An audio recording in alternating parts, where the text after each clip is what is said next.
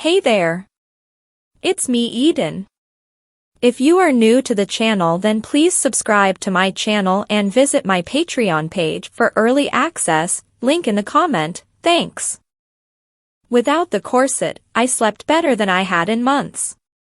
I woke up feeling fresh and alert, but I was reminded of the surgical procedure as soon as I started to get out of bed. The pain seemed to have lessened a bit, though. I used the toilet and had to rinse my hand before washing my hands and face in my usual fashion. The sun was just coming up as I went to the kitchen and started to make breakfast. Mom and Carol came out of their bedrooms at almost the same time. I poured all of the omelet mix that I had been mixing into the large frying pan to make one large omelet. As it cooked, I handed the OJ to Carol and the tea to Mom. They sat down at the table while I dished up the omelet and cut it into 3 pieces.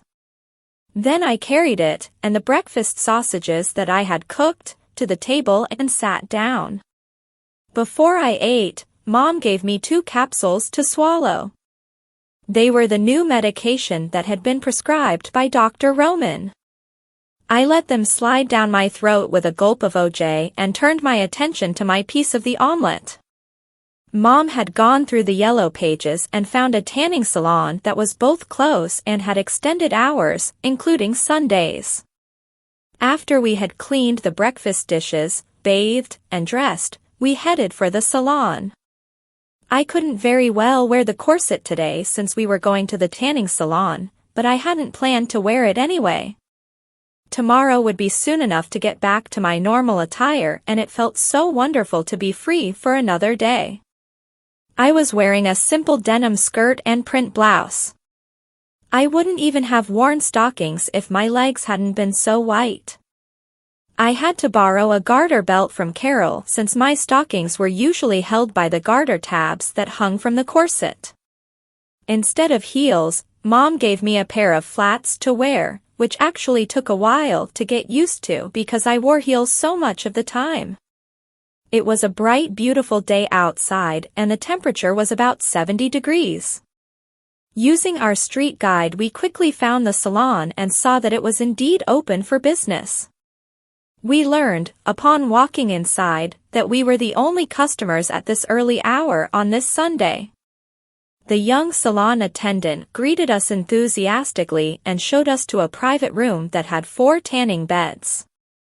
We disrobed and each climbed onto one of the machines. The operator had given us special goggles that protected our eyes from the damaging effects of the intense lamps. When we were lying comfortably on the beds, she set the controls and left the room. I felt the heat as the lamps began to cover my body with ultraviolet rays. After a short time, the bed automatically shut off and the operator returned. After we turned over, she restarted the machines and we were cooked on the other side. When our time was up, the operator returned. We got up and dressed to leave, not showing any signs of the tan that was developing in our bodies. Mom paid for our visit and we left the salon.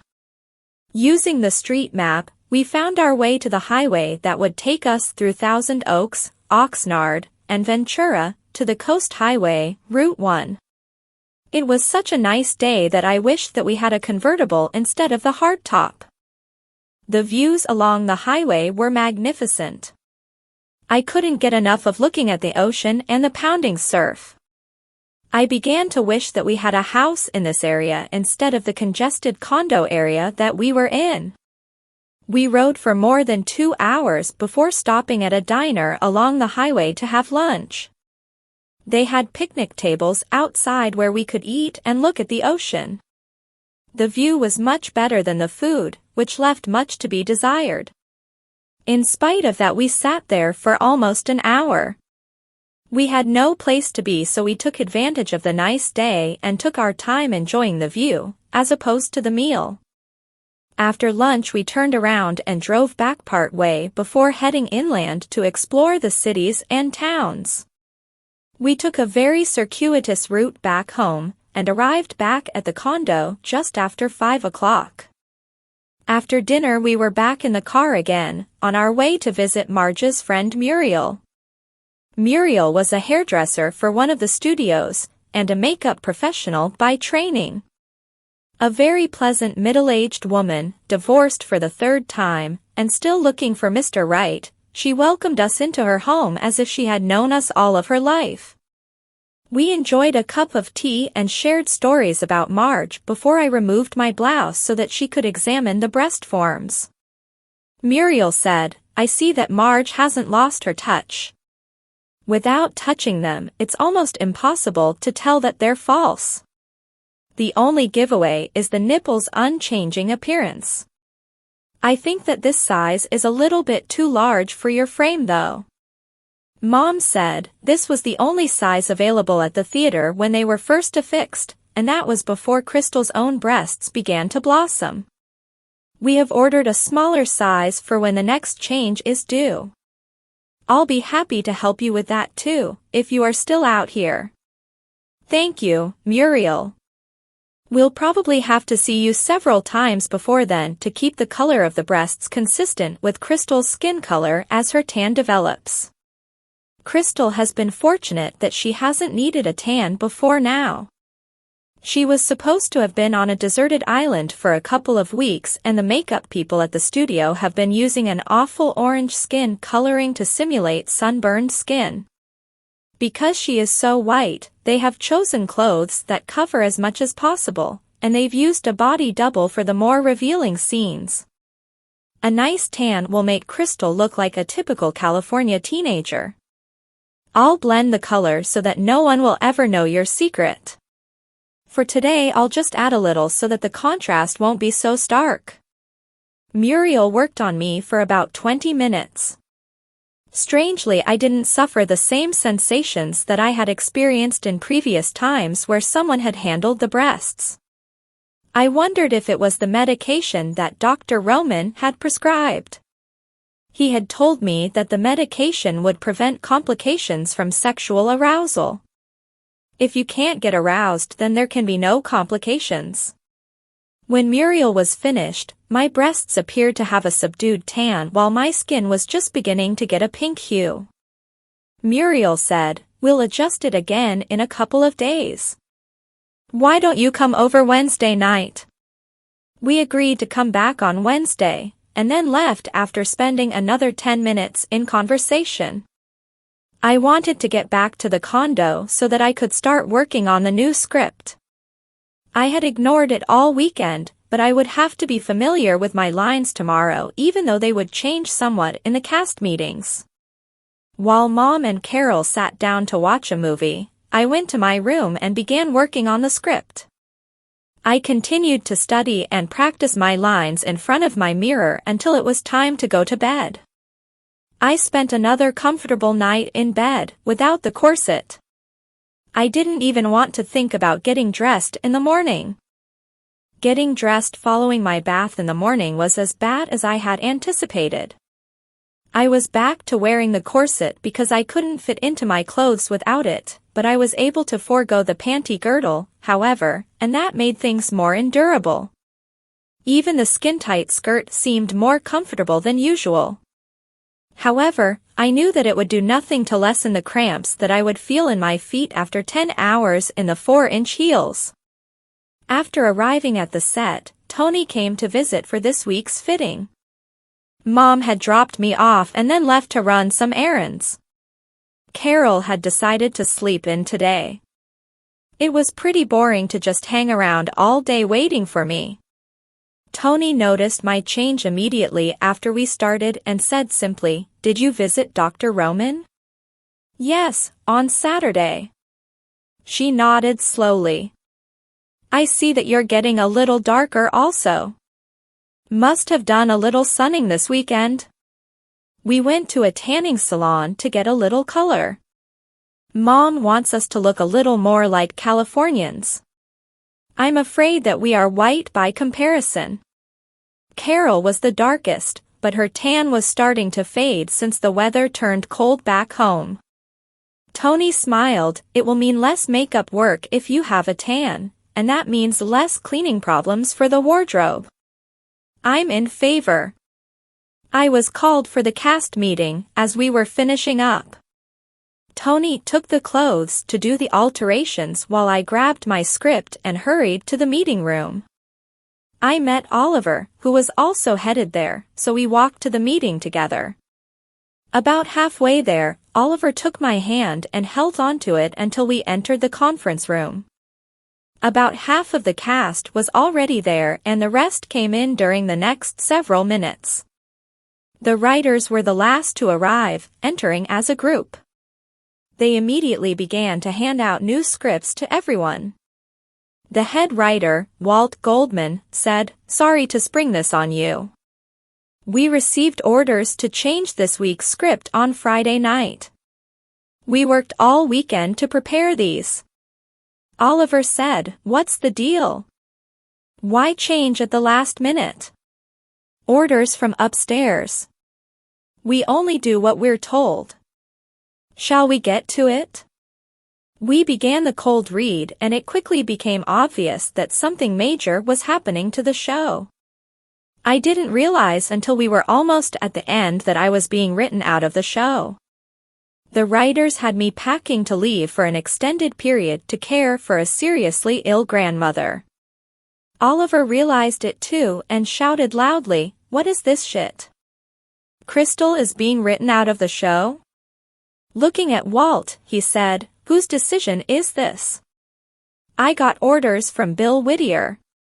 Bill Whittier was the producer for Oliver on Board and had always attended the cast readings since I had been there. Today, his chair had sat vacant. Oliver stood up and said, "I'm going to see about this right now. Crystal, you come also." He held out his hand for me. I felt confused and wasn't sure what to do. I wished that Mom was here. Oliver continued to stand there with his hand out, so I caved in, stood up, and then let him take my hand and lead me from the room. He led me through a labyrinth of offices until we reached the executive offices area.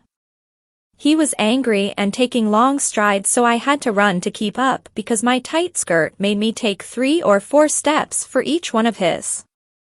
My 4-inch heels made it even worse and I was bobbing along like a cork on water. Mr. Whittier's secretary saw us come in and said, "You may go right in, Mr. Adams." I was pulled along behind Oliver as we entered Mr. Whittier's office. He was at his desk and stood up as we came in. Oliver spoke first, saying, "What the hell is going on? We get solidly back in the ratings and you want to let Crystal go?" Mr. Whittier said in a calming voice, "Have a seat, kids. I'll explain." We sat down in the chairs that he indicated, and he sat back down. "I'm sorry to have you learn this way. I just got off the phone with the network again. They're pulling the plug and they refuse to relent. I had the writers put together the new script, but I was hoping that we wouldn't have to use it. I'm sick about this." "You're absolutely right. We had a solid rating for last week's show. The network argues that we've been at the bottom of the ratings for most of the new season and that it's too late. They say that the decision was basically made weeks ago, but they wanted to line up a good replacement before the announcement could be made. They say that 1 week of good ratings doesn't make a trend. We still have 2 more completed shows to broadcast, and we'll have another after this week's taping. There's always a chance that we can be called back next season if the viewers want it, but as it stands right now, this is the last week of shooting with the full cast. We're going to rework the episodes that were already shot, but not broadcast, and then that's that." Oliver was too stunned to react at first. He had come here to fight for my job, and now he found out that he was gone as well. He was devastated. After last week's ratings, everyone's spirit had been buoyed by the expectation that the series would not be cancelled. It was difficult to have your hopes raised only to see them dashed on the rocks. Oliver stood up and looked at Mr. Whittier. I guess that's that then. Well, we have a show to do. And it will be the best show of the series.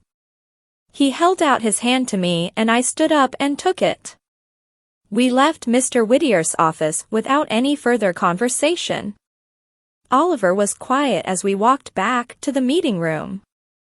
Everyone was still there, but they had moved on with the reading. When we entered, they stopped and looked at us expectantly. We didn't say a word, but they must have read the glum expressions on Oliver's and my face. Jerry Stevenson, one of the cast members, said, "Well, give." "What's up?" Oliver said, "It's all over. The show has been cancelled. This is the last episode, and then they're going to reshoot parts of the ones that didn't get broadcast before.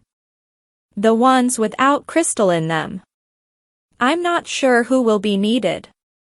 I was too depressed to ask. The writers were looking everywhere but at the cast members. It was obvious that they knew about the cancellation before the meeting started, but it was not their job to break such unpleasant news.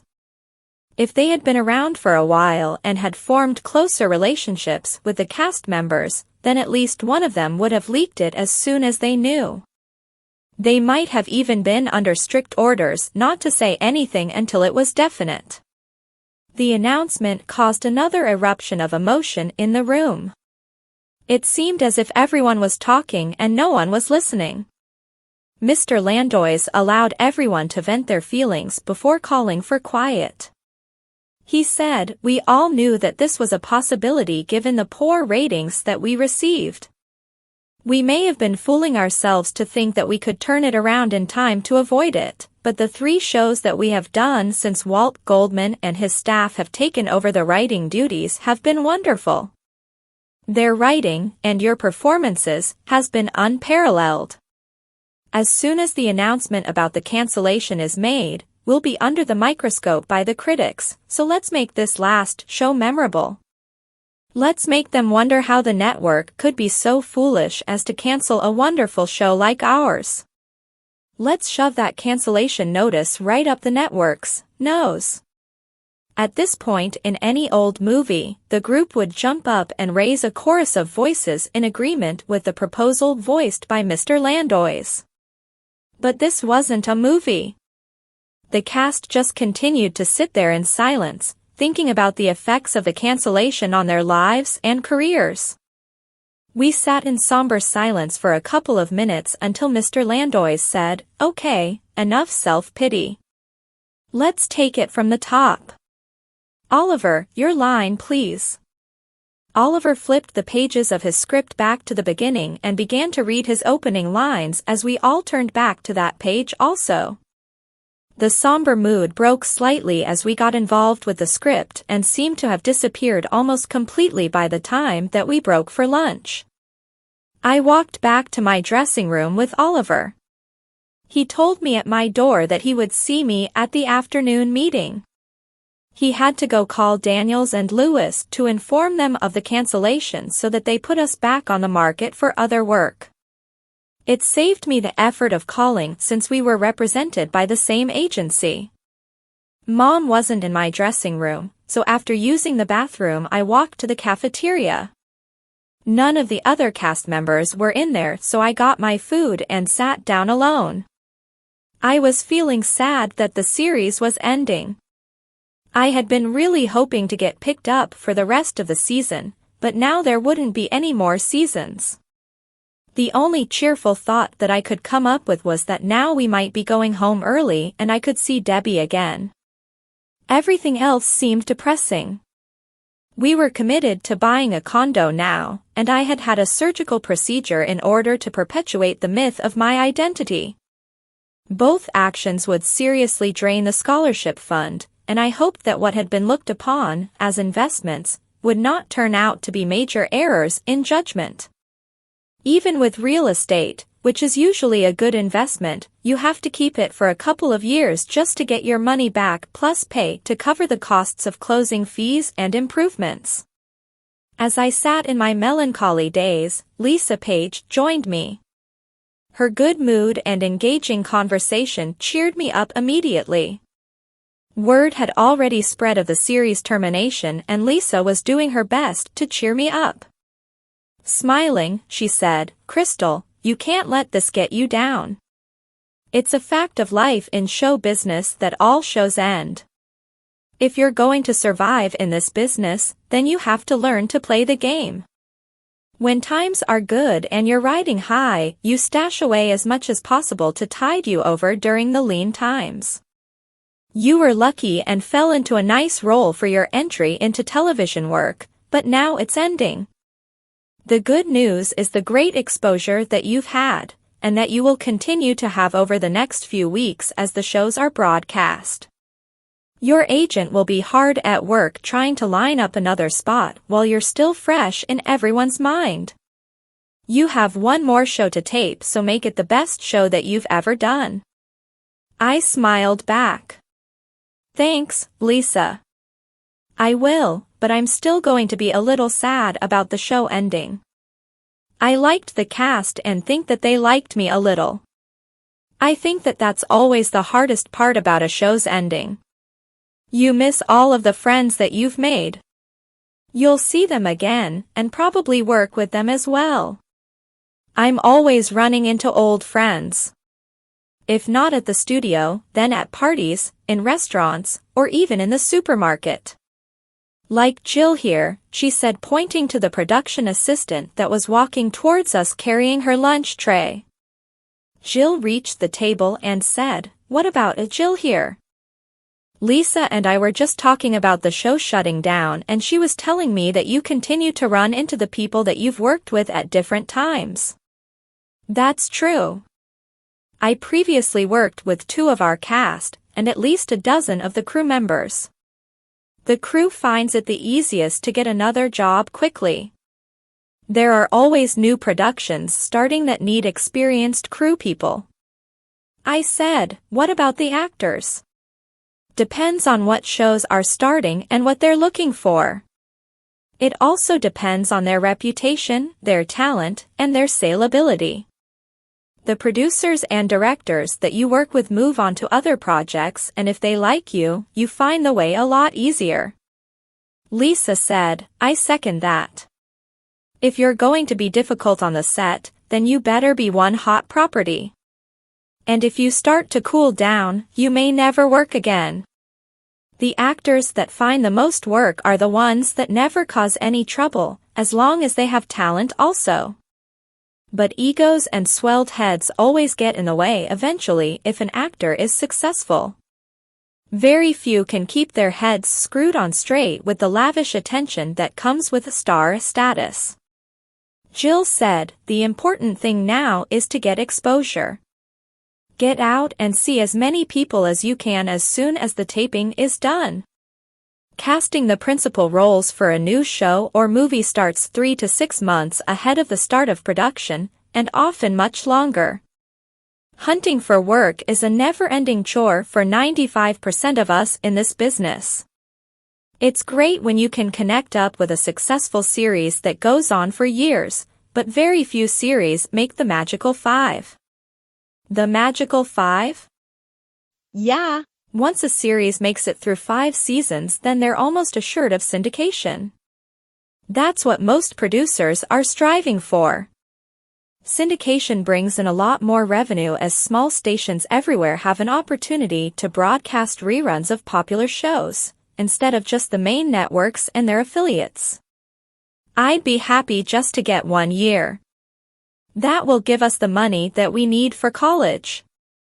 Lisa said, "Is that all you want?" "Yes, and I think that that's a lot.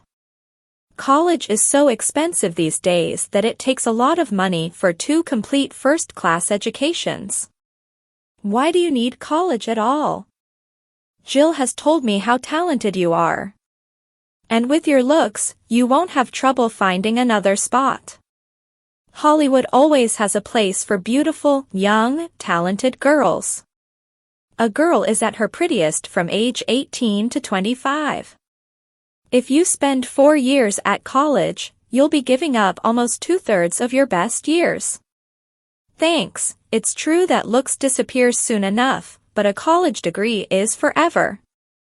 I can always come back afterwards if I still want a career in acting. It's depressing what you both say about constantly hunting for work. Jill said, it's not that bad. I guess that you get used to it. It's like being a seasonal worker in Maine. You know that there are going to be several months every year when you won't have a job to go to. And, Lisa, I resent your remark. I'm 26 and I don't feel that I'm over the hill. Lisa laughed. Oh Jill, you know what I meant. We're not ready for the old actor's home yet, but our most comely years are past.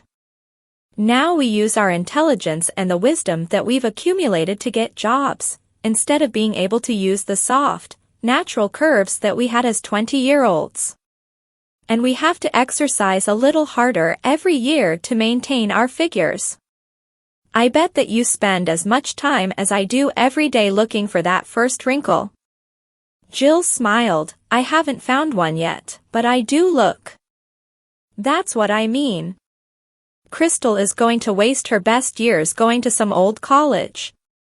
Crystal, it's true that things have been getting better for older actresses in recent years, but youth is still the key ingredient here. How about going to school later on? Work until you're 25 or so, then go back to school. By then you will have established your reputation and fans will be eagerly awaiting your return. I don't think it would be so easy to go back to school when I'm older. Most of the students would be younger and I would feel silly. Besides, I've heard that most people who plan to do that never make it. Life has a way of interfering with those types of plans. Jill said, I think that you've got the best idea, Crystal. Stay in school and get your degree. Nothing beats a good education. And don't worry about the show ending. You'll find more work. Your fans will help to create a demand for your services. What fans? I may have been a little popular in my hometown, but out here I'm nobody. Somebody knows you're here. I saw one of the mailroom clerks leaving mail in your dressing room when I came over. It's been almost a week since your first regular season episode was broadcast. I would expect you to start receiving some fan mail about now. Lisa said, half of them will probably be marriage proposals. Every young actor and actress gets them. There's a lot of lonely people out there who fall in love with movie and television personalities. Most never do anything other than watch every show or movie that you're in. Some write letters expressing their devotion, and a few crazies will occasionally stalk the stars. Most of these are basically harmless and just want to be around you, but there is an infinitesimally small group that is really dangerous. Chances are excellent that you'll never meet any, but you have to be aware of their existence. Have you ever met any? Me? No. Of course, until now, I've only been a supporting actress. The stalkers usually go for the high-profile stars, although not always. Just be wary. We continued to talk showbiz for the rest of the meal. Talking with Jill and Lisa at lunch had made me feel better. They were right about the show's ending not being the end of my dreams. It was just a normal happening in Hollywood. I would work hard and do the best job that I could with my last episode and then throw myself into finding another role. We had less than a year before Carol would need a good chunk of her first year's tuition money. I was determined to get it. I found a small group of letters in my dressing room when I got there. Since I wasn't needed in the meeting room yet, I sat down and read through them. I didn't get a single marriage proposal in the group, but I did get a lot of requests for autographed pictures. When I was through, I put the rubber band back around the letters and left them on my makeup counter before leaving to go to the meeting room for the afternoon cast reading. When I returned around 5 o'clock, Mom and Carol were in the dressing room. They were reading the letters that I had received and looked up as I entered. Mom said, "Oh, honey, you've gotten your first fan mail. It's wonderful. We'll have to get some pictures made up to send out to your fans. We can use one of the shots that the agency took." I know just the picture. Tomorrow I'll arrange to have it printed and we'll get some envelopes for shipping. Bring your mail home each day and we'll do everything from there. Mom, I have some important news. Both Mom and Carol looked at me in anticipation. Mom said, "What is it, dear?" I stammered, It's about the show. We learned today that it's been cancelled." Carol was the first to speak. "What? But it's starting to look so good now. And you got such good ratings." Mom said, "Oh, honey, I'm sorry. I know that you were hoping for a long run. I feel like I let down the company. I was brought back to make a difference and the show was cancelled anyway." "Oh, honey, don't be silly. You're not responsible for the cancellation. I don't want you to begin thinking that this is your fault. Get your things together and we'll go home." "Okay, Mom. I'll be ready to leave in just a minute. I just have to use the bathroom." Carol had started dinner before they left for the studio, so it was almost ready to eat when we arrived back at the condo. Over dinner Mom told me that we would be closing on the condo right after work on Wednesday night. I said, "How come so late in the day?" "So that it won't interfere with your taping schedule." "Oh, I don't have to be there. It would have been easier if you had just done it during the day while I'm working." "No. You have to be there to sign the papers. Since the condo will be in your name, you have to attend." "My name? Why will it be in my name? It's your money that's buying it, and your earning potential that the bank approved the mortgage loan on. It also has to be in your name for certain tax benefits that you can use. The only reason for having the condo is for working here in California, so your accountant should be able to use part of the expenses such as property taxes as a deduction." "I have an accountant now?" "Of course. Mr. Daniels recommended a firm for us to use and I hired them. Mr. Benedict will be handling your account from now on." "Does he get a percentage of my earnings also?" "No. He's not like an agent. The accounting firm just bills based on time spent working on your account. It'll be worth the expense to have a professional advising us about possible tax deductions. Your income places you in a very high bracket. Aren't we supposed to go over to Muriel's on Wednesday night?" "After dinner. We'll be a bit rushed, but the closing won't take long. I'll make sure that dinner will be ready by the time that we get home from closing." When dinner was over, I was excused to work on the script while Mom and Carol cleaned the kitchen. By bedtime I had committed most of my lines to memory and was working on my facial expressions in the mirror. I was exhausted by the time that I finally climbed into bed. It had been a long day. I had learned that the series was being cancelled and that I was being committed to a 20-year mortgage on the condo. 20 years! That was more than my entire lifetime of 16 years. I fell asleep fairly quickly in spite of the situation.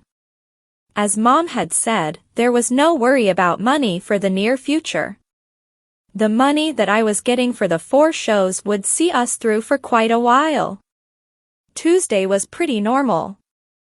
We spent the day rehearsing and knocked off by 5 p.m. Wednesday started out normal too. Of course, by now, everyone knew that the series had been cancelled and it seemed like we were being shunned. Perhaps people felt that our bad luck was contagious or something. In spite of that, the mood on our set was light.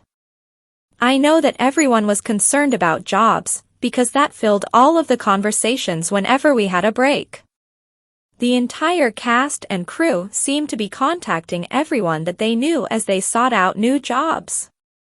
I was content to let the agency do my looking for now since I hadn't been around long enough to have any contacts. We completed our rehearsals a little before 5 p.m. and broke for the day. We would start our taping tomorrow morning as usual. Mom and Carol were waiting for me and whisked me out because we had the closing to go to. The closing would take place in the offices of the bank's attorney, and we arrived in plenty of time. All of the paperwork had been prepared in advance and the closing actually took less than 20 minutes. Mom had hired an attorney to represent us and he had reviewed all of the documents before we arrived. With him pointing out where I should sign, and then Mom after me as my guardian, we zipped through the forms. Then a few minutes of handshaking and we were done. It was the fastest $250,000 that I ever spent. Of course, it was the only $250,000 that I had ever spent. I didn't know that it was so easy. Mom had put down a total payment of $40,000, which meant a mortgage of $210,000. She didn't even have the full amount, so the Daniels agency advanced the money based on the money that I had already earned, but which had not yet been paid by the studio. When the money came in from the studio, they would simply deduct the amount that I had advanced. After the closing, we hurried home to have dinner and then we were off again to Muriel's house. It was a joy to just sit and relax with Muriel as she worked on my chest. She blended the color to my tan perfectly. I knew that this might be a common trip as I struggled to have a tan and keep the breast forms matching the rest of me unless I could get into a pattern of tanning that would keep the skin hue consistent. We thanked Muriel and left in time to get home and see the second new episode of Oliver on Board. I liked the way that the episode looked and so did Mom and Carol. Afterwards, Mom said, "It's such a shame that they didn't give the series some more time. The new writers are great and, of course, the acting is wonderful. If they had had this team together from the beginning, they would have had a hit on their hands." Mr. Whittier said that the show could be called back next season if the critics like the next few shows, but he didn't sound too enthusiastic, so I'm not pinning any hopes on it. You never know, dear, but I think that it's best not to count on it. I spoke with Mr. Daniels today. He's pursuing some leads. He wants you to do some guest appearances as soon as you're through at the studio. His office is going to line them up. What kind of guest appearances? You know, the daytime talk circuit and such. It's important to be seen now. It will be embarrassing to go on TV and talk about the cancellation of the show. There's nothing to be embarrassed about. You said that Mr. Whittier told you that the decision had been made weeks ago, and that they had used the time to line up a replacement. That means that the decision had been made at the network even before you were brought back. That's what he said. But it still sounds like I'm making excuses. The viewers are smarter than that. They know that the series was in trouble before, and that it all changed when you came back. Most will not be aware of the change in writing staff, only that the whole tempo of the show is different now. Okay, Mom. I'll do whatever Mr. Daniels suggests. I'm so tired I'm going to bed. Good night. Good night, dear. Carol followed me to my bedroom to help me with my corset.